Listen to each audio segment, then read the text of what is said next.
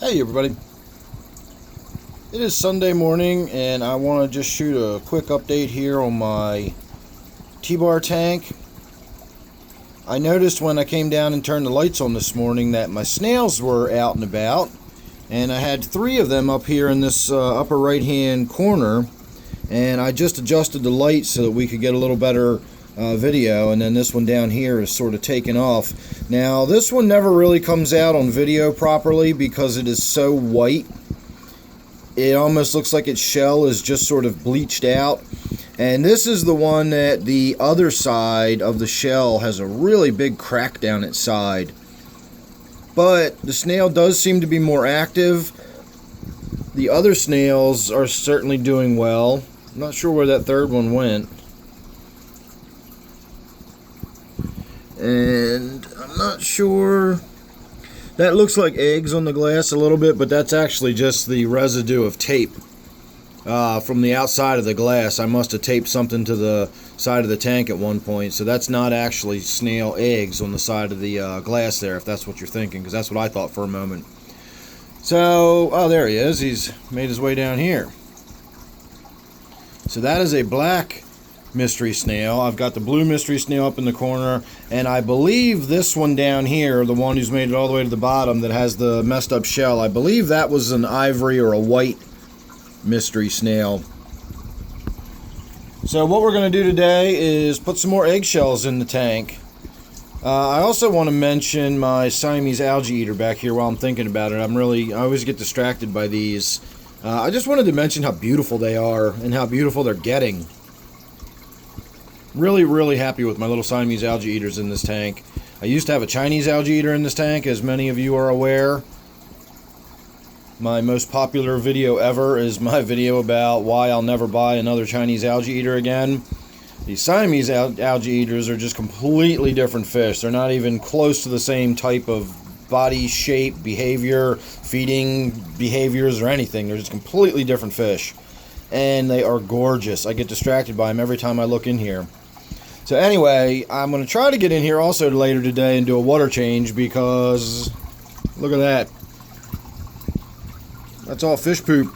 It all seems to be collecting right over here. So I really need to get in here, and while I don't really gravel vac per se, I can get along and sort of vacuum the carpet, as it were, and you know, pick a lot of that stuff up right off the bottom without doing too much disruption to the gravel beds where the roots and everything are growing. Because if you look over here, you can see quite a lot of fish poop. Now this is mainly probably from either my T-bar, or I've got a big algae eater in here somewhere, a big pleco, and I don't see it at the moment, but it's one of the high-finned spotted plecos that you get at the big chain pet stores, and it's getting pretty sizable. So most fish like that tend to create a lot of waste, and that's probably where a lot of that's coming from. That's why, even though they fit in a tank, they might really be recommended for a larger tank, just because of the sheer bioload they produce, not necessarily their overall physical size and behavior. They might not need a lot of room to move around in. They might just need a lot of room to poop in, as it were. So in this case, we're going to actually just get in here and dump some crushed up eggshells. Nothing more complicated than that. I just sort of grind them up by hand. As the membrane starts to break loose, I run water in it, sort of pour the water off with the membrane, grind it up by hand, you know, pour the water off, pour the membrane out, much the way you'd like pan for gold, you know, just sort of get all the membrane loose into the water and pour the water off. And I just do that until I'm satisfied that most of the membrane is off of there. It's not going to hurt anything if it goes in the tank, I don't think. Just be floating around, maybe unsightly or something. So everybody thinks they're getting food because I'm opening the lid here.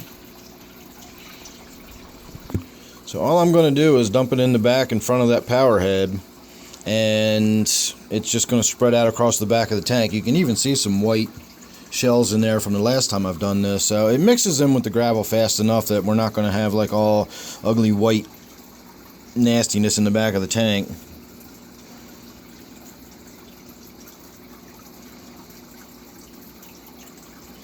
So that's it. Now, I know that looks like a lot of ugly white nastiness in the back of the tank. It looks like there was a big snowstorm overnight. But you'll be surprised at how fast that actually just sort of incorporates down into the gravel, and you just won't even really notice it. The same way we were just looking at those little few white specks you saw over here, and that's not with me getting in there and doing anything. I'm not, if I wanted to take a moment to just kind of run my fingers through the gravel back there, we could have it pretty much out of sight right now if I wanted. I'm just not that worried about it. I really don't care. It'll be a day or two and you won't hardly notice it. I'm getting ready to go out for the day. I'm going out on the kayak, so I will be out and about for most of the rest of the day. Not even going to be down here seeing that, so it's not going to bother me. And as I said, by the next day or two, when I get in here and finally get some, maintenance done and get a water changed on and all that, by then it won't even be worth doing it anyway. My main concern is getting in here and gravel vacuuming a little bit and removing some of this fish poop. So I don't know if he's the culprit, my actual T-bar that this tank is named after. Everybody's checking out all the little bits of eggshell, wondering what they are.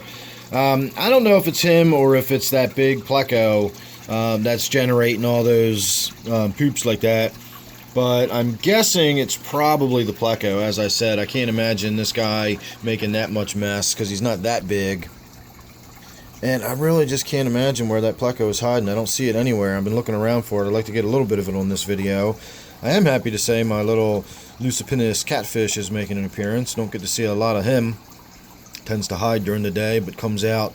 He actually kind of hides when I'm in the room shooting video, talking. You can see he's kind of gotten used to me being here, and now he's out and about swimming around. If I stick my head in and look in from the other room, he's actually quite active during the day. I see him out and about swimming around quite a lot.